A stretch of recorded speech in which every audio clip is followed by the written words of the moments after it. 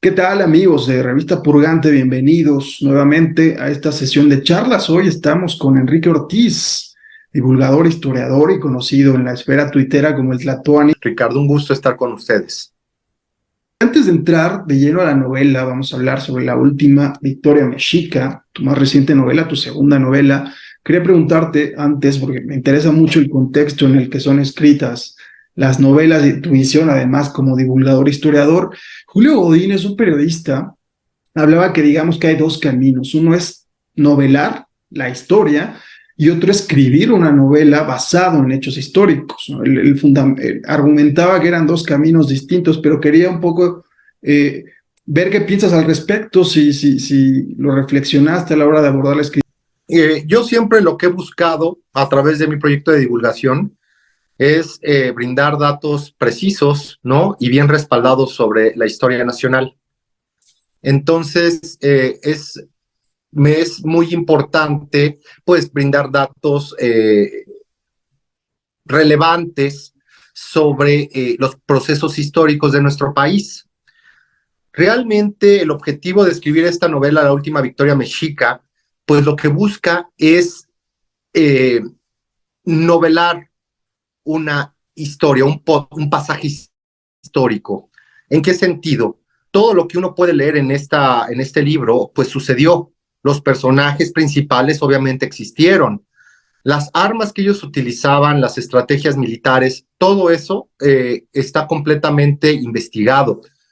¿Cuál es la licencia literaria o la licencia creativa que yo me doy?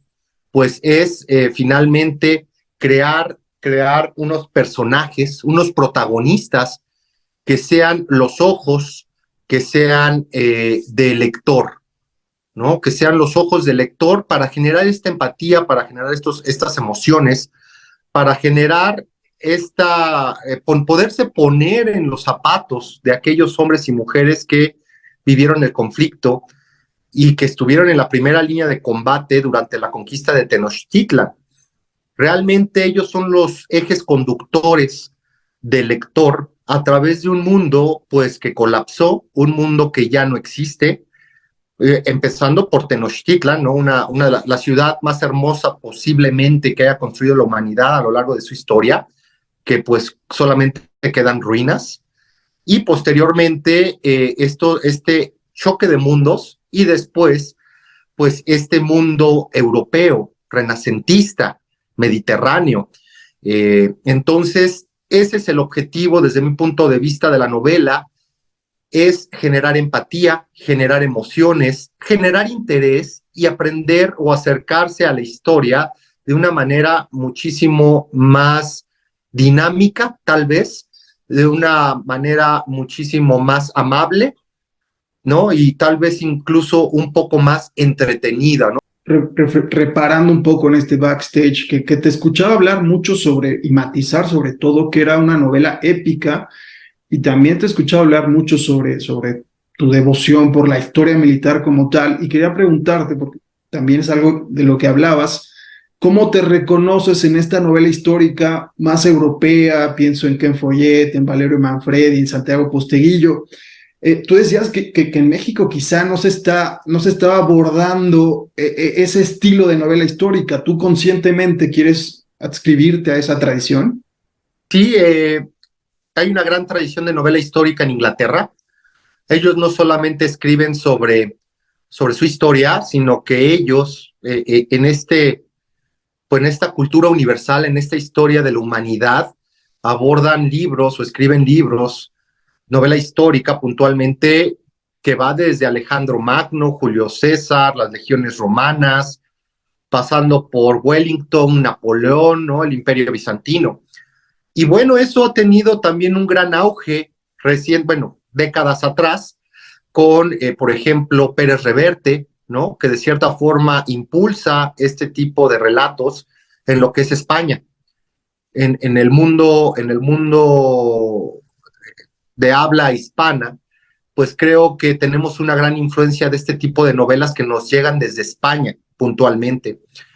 Y yo, ávido lector de novelas históricas, de novelas militares, pues efectivamente que soy consciente y hay toda una intencionalidad de recrear o comenzar o fortalecer esta tradición o esta escritura, esta hechura de novela histórica de tintes épicos y militares, ¿no? Que realmente novela militar histórica en nuestro país, pues yo no te puedo mencionar algunas, pero con los dedos de la mano, no hay mucho. De hecho, es muy poco lo que hay.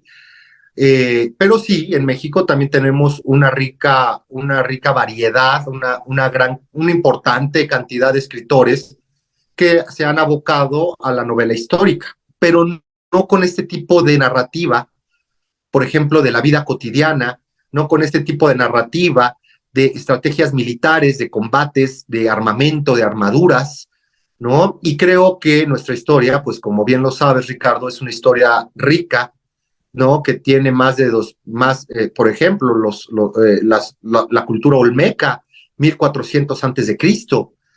No conozco yo que exista, por ejemplo, una novela de la cultura olmeca o una novela de la cultura teotihuacana o una novela ambientada en Tajín, ¿no? Eso por mencionarte solamente algunos episodios.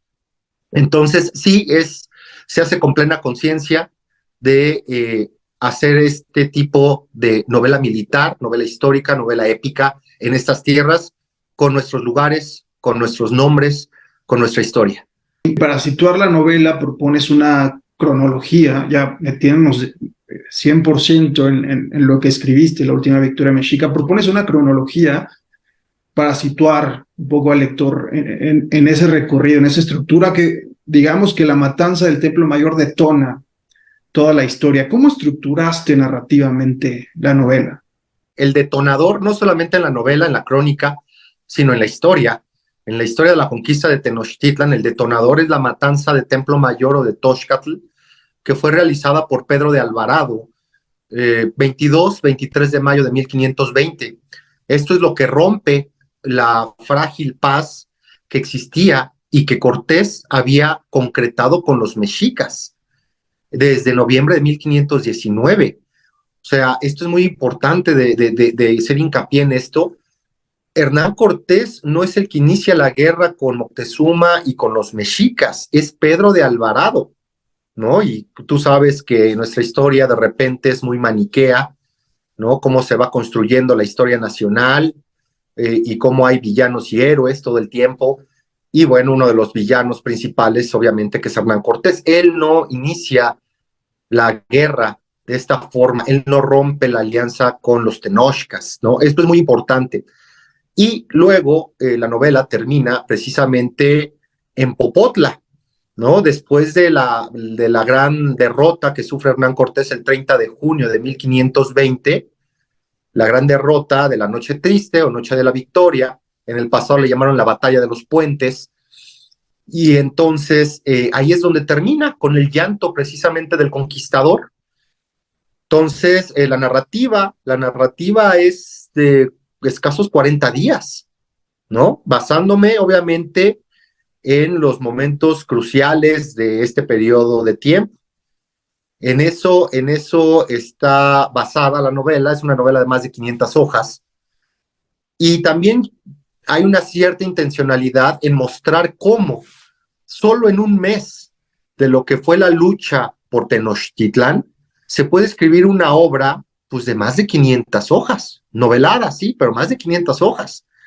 Es una demostración de lo rico que fue este pasaje histórico de la conquista y que generalmente pues solamente se dan ciertos detalles, ¿no? De manera muy abstracta y generalmente se enfocan en la caída de Tenochtitlan en 1521, siendo siempre los mexicas los derrotados, los pusilánimes, Cuauhtémoc, el mártir, ¿no? Prehispánico, el mártir mexica en nuestra historia. Y lo que quiero demostrar aquí, pues es que existen otras ópticas y otros momentos de este proceso histórico en el cual los mexicas no juegan ese rol, ¿no? También está escrita en primera y tercera persona, ¿no? Esto con el propósito de que el lector pueda ubicar rápidamente de qué personaje estamos hablando, uno, y dos, también reitero, para generar este rasgo de empatía, este rasgo de poner al lector en los zapatos de estas personas y que ellos puedan vibrar, ellos puedan sentirse ofendidos, alegres, temerosos de los acontecimientos que se van narrando, desde las matanzas, que es como inicia la novela, con la matanza de Toxcatl, y las batallas, ¿no? Las grandes batallas que se libraron y que de repente, te soy sincero, poca tinta se le dedica a ellas, ¿no? Realmente es la forma en que se narra la conquista de Tenochtitlan es de manera muy esquematizada, ¿no? Muy esquematizada, se seleccionan los pasajes principales y de repente, en menos de una cuartilla, pues ya estás en la captura de Cuauhtémoc. Entonces, también es el objetivo, ¿no? Demostrar lo rico y lo heterogéneo que fue este proceso histórico. Con esa óptica que tienes como historiador divulgador, que me parece muy interesante. De hecho, eh, digamos que el aliento del libro está muy presente esa parte, pero otra cosa que leyéndote que reparaba mucho es que renuncias de alguna manera a estos personajes preponderantes, hegemónicos de ambos bandos, te suma Cortés para escribir, digamos, o para traer a la luz personajes que pueden o no ser novelados, pero personajes marginales, periféricos, que realmente reconstruyen esta parte de la historia. Sí, Ricardo, están sobre todo, bueno, algo importante, una acotación, ¿qué te gusta? El 80% de los personajes de toda esta expedición de Hernán Cortés son nombres de personas que sí existieron, el 80%. Por otro lado, como lo comentábamos, ¿no? Los personajes principales, ¿no? Los tres personajes principales obviamente son parte de mi inventiva, son los vehículos, ¿no? Que nos van a llevar a entender este mundo. Pero también, como tú comentas, hay muchos personajes que están en segunda línea que tuvieron una gran importancia y que son relegados o que no hay prácticamente información sobre ellos o que no se ha hecho mucha investigación sobre ellos. Uno de ellos, por ejemplo, es Blas Botello, ¿no? Blas Botello. ¿Quién es este personaje? Es uno de mis preferidos y es uno al que me encantó darle luz, ¿no? Decirle al lector, este personaje existió, ¿no? Está documentado. Imagínate, un hechicero, un agorero, un adivino de la España del siglo XVI, que formó parte de la expedición de Hernán Cortés, ¿no? Y que tenemos poca información sobre él, principalmente por parte de Bernal Díaz del Castillo, pero que este personaje es el que desata en gran medida la Noche Triste. Este personaje es el que desata en gran medida la Noche Triste. ¿Por qué? Porque llega una noche y le dice a Hernán Cortés, bueno, primero a sus capitanes, si nosotros no salimos de Tenochtitlan en 2 días, nadie va a sobrevivir. Nos van a matar a todos y nos van a comer. Estos capitanes, al enterarse y demuestran, ¿no? Cómo también había supersticiones, no solamente en el mundo prehispánico, sino en la Europa renacentista, pues también había una gran cantidad de creencias que ahora nos parecen inverosímiles. Los capitanes de Cortés, ¿no? Entre ellos Alonso de Ávila, le creen a este hombre, a Blas Botello, y van y hablan con Hernán Cortés y le dicen, tenemos que salir porque el agorero está diciendo esto. Y Hernán Cortés, que se niega realmente a abandonar Tenochtitlan, él no quiere salir de Tenochtitlan a pesar de las bajas, del hambre, de la falta de provisiones, no le queda de otra más que dejarse llevar por la voluntad de sus capitanes, de sus lugartenientes, y tiene que aceptar la decisión de salir de Tenochtitlan. Y todo, reitero, es impulsado por un hechicero del siglo XVI, nacido en España, el cual está plenamente documentada su existencia. Blas Botello, entonces, es un personaje, sí, de segunda línea en la novela, pero cuyos actos o cuyas apariciones en la crónica son de gran relevancia, no solo en la historia, no solo en la última victoria mexica en la novela, sino también en la historia de la conquista, porque él cambió, así como Pedro de Alvarado cambió la historia de estas tierras, y de la Ciudad de México y de los mexicas, también la cambió Blas Botello. Entonces sí, ahí hay muchos guiños a estos personajes que de repente no se mencionan, ¿no? O no sabemos cuál fue el rol que ellos jugaron durante este proceso de conquista. Enrique, un rasgo para continuar con esto que hablábamos sobre tu óptica como historiador y divulgador, un rasgo de buen divulgador es desmontar mitos. ¿Se desmontan mitos en la última victoria mexicana? Sí, sí, al menos, por ejemplo, el que Hernán Cortés llora en un ahuehuete, ese mito, bueno, eso es un mito histórico, eso tiene su origen en el siglo XIX. Y sabemos que, bueno, en las fuentes del siglo XVI, las mismas que yo consulté, eso no está documentado. Que Hernán Cortés se haya tomado el tiempo de sentarse debajo de un frondoso ahuehuete para llorar, pues eso es una invención del siglo XIX. Entonces, por ejemplo, aquí no se menciona eso, ¿no? Pero sí sabemos que el conquistador lloró, que se le humedecieron los ojos. Por ejemplo, también, tal vez esto no es desmontar un mito, pero se da también luz sobre o sea, qué realmente pasó, por ejemplo, con la muerte de Moctezuma. Si lo mató su propio pueblo de una pedrada, como establece Hernán Cortés y Bernal Díaz del Castillo y López de Gómara, o si realmente fue asesinado por los españoles, como comenta Alves Lizochtl, Diego Durán, ¿no? Que comentan que cuando los españoles salen de Tenochtitlan, entran los mexicas al palacio de Axayacat, ahí encuentran a los grandes señores de la cuenca asesinados, ¿no? Con heridas de cuchillos, de espadas, en lo que es el abdomen, por ejemplo. Entonces, tal vez nunca se conozcamos, ¿no? Nunca sepamos realmente cómo murió, cómo acabó sus días el Güey Tlatoani, pero aquí yo brindo, ¿no? Una nueva versión, una nueva óptica de cómo pudo haber sido su final.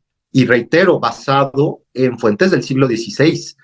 No es algo que yo me invente, que diga, es que me cae mal Hernán Cortés, ¿no? Y hay que seguir con la leyenda negra de este personaje y hay que hacerlo ver como un villano. No, todo esto está documentado, ¿no? Entonces, eh, se da ópticas diferentes, ¿sabes? De la narrativa que conocemos tradicionalmente de la conquista. Muy enriquecida, mucho más compleja, no monolítica, como también se nos ha hecho ver por parte de los mexicas o los españoles, que todos pensaban igual, todos querían actuar igual, todos alababan a Hernán Cortés, o todos odiaban a Moctezuma, no, así no es la historia, ni tampoco son así las personas, ¿no? Completamente malvadas o bondadosas. Somos, creo que todo ser humano tiene matices, tiene aciertos y tiene errores en su vida. Enrique, pues reforzar, invitar a la gente que va a encontrar una novela épica, va a encontrar, diría yo, una mirada antropológica sobre una época fundamental en la historia, va a encontrar amor y sobre todo, fundamentalmente, que es la promesa del rigor histórico. Pues esta es una novela en la cual hay tres personajes principales. Uno que es un rodelero español de nombre Gonzalo, pues que es un lugarteniente, ¿no? De segunda de la expedición de Hernán Cortés. A través de sus acciones, de sus palabras, se puede ver la forma del pensamiento, ¿no? Del conquistador del siglo XVI que llegó a estas tierras, la ambición, el miedo, ¿no? El gran fervor religioso y el hacerse de tierras y de riquezas.